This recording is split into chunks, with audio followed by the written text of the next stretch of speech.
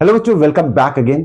आज हम सॉल्व करेंगे बहुत इंपॉर्टेंट क्वेश्चन जो कि एग्जाम में पूछे जाने के पूरे चांसेस है, या तो इसी से मिलता जुलता कोई ना कोई क्वेश्चन डेफिनेटली एग्जाम में आता ही है। चलिए बात कर रहे हैं हम क्वेश्चन नंबर 11 की। फैक्टराइज करना है हमें इसमें, और साथ में ये लिया गया है एक्सरसाइज नंबर 2.5 चैप्टर पॉलिनोमियल से। क्यों ये क्वेश्चन इंपॉर्टेंट है? क्योंकि इसमें एक यूनिक आइडेंटिटी, अलजेब्रिक आइडेंटिटी का यूज होने वाला है। साथ में हम समझेंगे ये आइडेंटिटी क्या है और कैसे इसे अप्लाई करेंगे फैक्टराइज करने के लिए इस क्वेश्चन को। ठीक है, क्वेश्चन नंबर 11 की बात करें। देखिए सबसे पहले टर्म समझ लेते हैं। क्या दिया है? 27x³ plus y³ plus z³ minus 9xyz। ये क्वेश्चन है, इसे फैक्टराइज करना है। बहुत आसान है। देखिए बच्चों, यह हमें टर्म्स देखना है। ये तो देखिए कंप्लीट स्क्वायर है, y स्क्वायर सिंगल टर्म है ना, y³ z³, लेकिन यहाँ दो टर्म है, नंबर और वेरिएबल x। तो इसे कैसे लिखेंगे देखिए अब। ओके, 27 किसका क्यूब है? 3 का, तो यहां लिखेंगे 3 and x the whole cube. Right, ध्यान में रखना है 27x³ को कैसे लिखा जाएगा? 3x the whole cube. Plus y को कैसे लिखेंगे? ब्रैकेट में लिख लीजिए होल क्यूब। z को भी ऐसे ही लिखना है, z the whole cube minus, अब देखिए ना, माइनस। ओके, यहां हमें ध्यान देना है कि हमारा ये जो ब्रैकेट वाले टर्म है ना, ये ब्रैकेट वाले टर्म क्या रिप्रेजेंट करते हैं। तो थोड़ा स्टॉप करेंगे यहां। पहले हम डिस्कस कर लेते कौन सी अलजेब्रिक आइडेंटिटी यहां अप्लाई करेंगे, और सिंपल सा ट्रिक बताने वाला हूं। वो ट्रिक याद में रखेगा, प्रीवियस वीडियो में भी सेम ट्रिक हमने यूज किया है फैक्टराइजेशन के लिए। तो देखिए यहां लिखेंगे हम यूजिंग विच आइडेंटिटी। अब देखिए already x y z use कर चुके हैं, तो हम जो अलजेब्रिक आइडेंटिटी है ना, एबीसी के फॉर्म में लिखेंगे। हमें पता है a³ plus b³ plus c³ minus 3abc। इसका आंसर क्या आता है? इसका आंसर आता है a plus b plus c in first bracket, और सेकेंड ब्रैकेट में क्या आएगा? a² plus b² plus c² minus ab minus bc minus ac। तो ये सबसे लॉन्गेस्ट आइडेंटिटी पॉलिनोमियल चैप्टर में। इसे अच्छे से याद में रखिएगा। फर्स्ट ब्रैकेट में सम ले लेना है तीनों टर्म का, और सेकेंड ब्रैकेट में फर्स्ट 3 टर्म स्क्वायर रह गए। फिर आपको ऑर्डर याद रखना है, a b plus b c plus a c. Okay, तो ये आइडेंटिटी यहां हमें अप्लाई करना है to factorise the given question. अब देखिए ना बच्चों, या a³ plus b³ plus c³। तो मान लेते a की वैल्यू क्या हमारी? a is equal to 3x है, b is equal to y है, और c is equal to z है। ठीक है, यहां मैंने कंप्लीट इसका अरेंजमेंट नहीं लिखा हो। तो यहां देखिए हमारे पास यहाँ 3abc, तो यहां आना चाहिए 3। ओके, a क्या है? 3x, तो लिख लीजिए यहाँ 3x।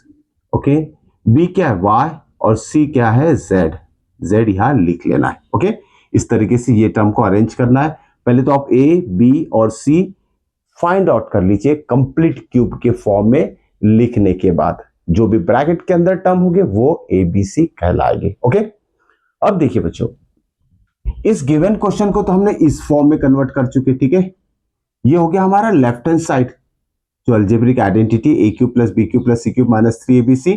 देखिए a³ मतलब 3x³ plus y³ plus z³ minus 3abc मतलब 3xyz।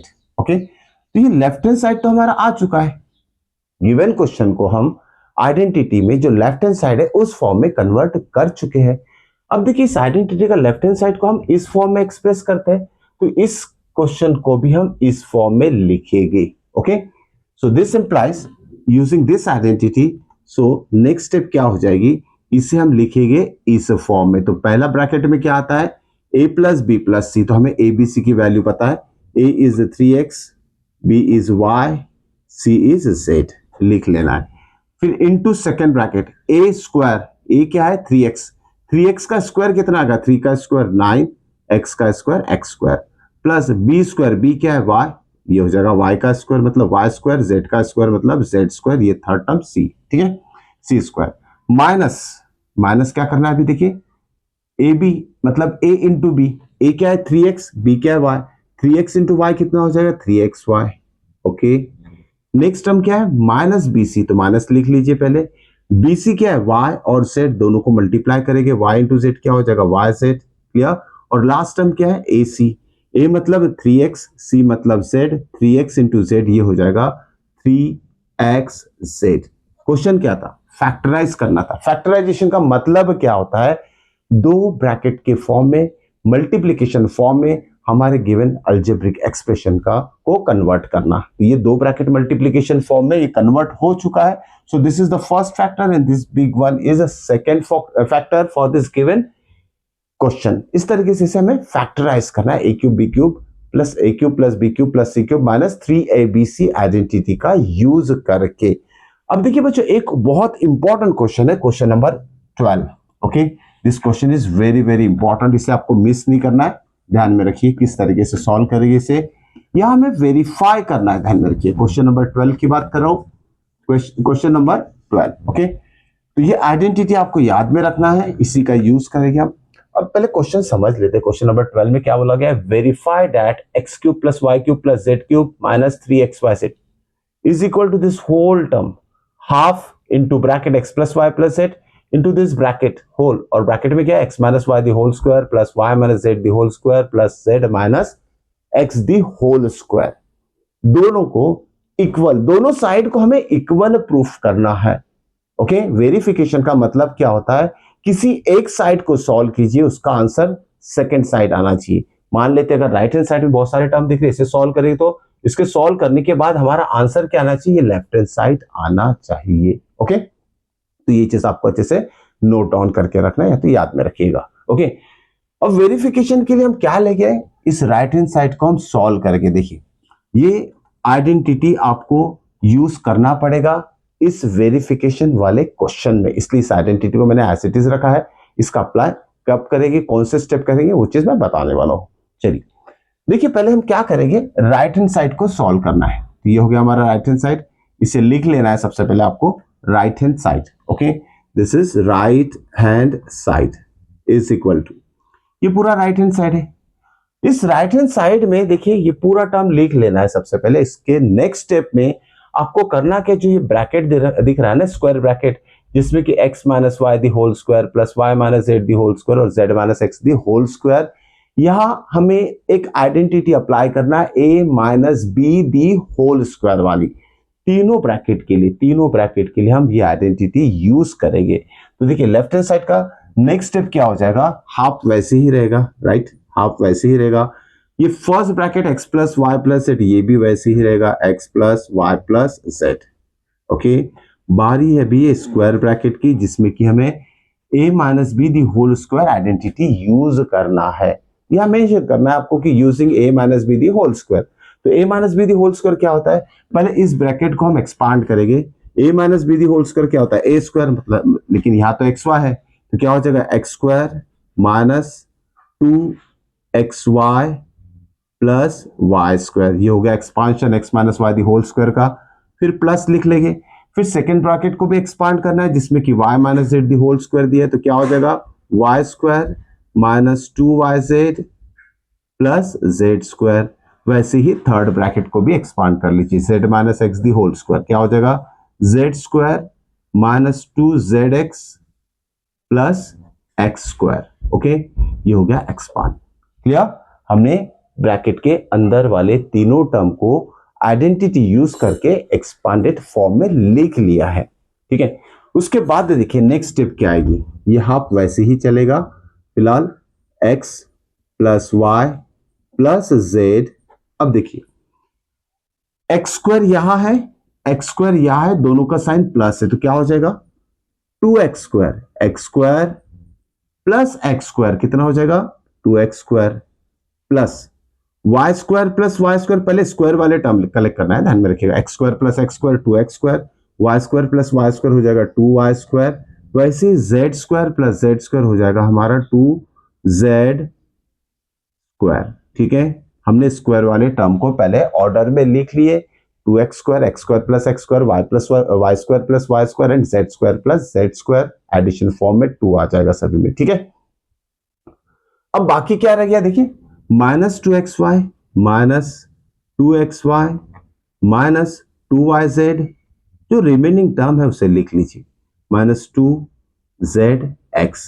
ओके, अब इस ब्रैकेट में आपको क्या चीज कॉमन नजर आ रही है, तो यह है 2, हर एक टर्म के पास 2 है, ध्यान में रखिएगा, हर एक टर्म के पास 2 है, देखिए 2 2 2 2 2, सभी टर्म के पास 2 है। तो ये थ्रू आउट द ब्रैकेट हम क्या करेंगे, 2 को कॉमन ले लेंगे, ठीक है, 2 को कॉमन ले लेंगे, तो यह क्या हो जाएगा नेक्स्ट स्टेप में 1/2 bracket x plus y plus z. Okay, अब यहां से ब्रैकेट में से 2 अगर कॉमन लेंगे तो इस ब्रैकेट को भी मल्टीप्लाई हो जाएगा और ये स्क्वायर ब्रैकेट के अंदर जितने भी टर्म्स रह जाएंगे उनको भी ये 2 मल्टीप्लीकेशन फॉर्म में रहेगा, ध्यान में रखिएगा। अब जो टर्म्स रह जाएंगे वो रहेंगे x square plus y square, x square y square z square, okay, minus इसमें से 2 इसमें से 2, ये भी कॉमन आ गया, ठीक है ना, सारे 2 कॉमन आ गए। जो वेरिएबल्स रह गए उसी को लिखना है, minus x y minus y z and minus z x. Okay, ठीक है। यहां देखिए बच्चों, जो 2 कॉमन आया ना, और ये 1/2 है, ये डिनोमिनेटर में, ये न्यूमरेटर में कंसिडर किया जाता है।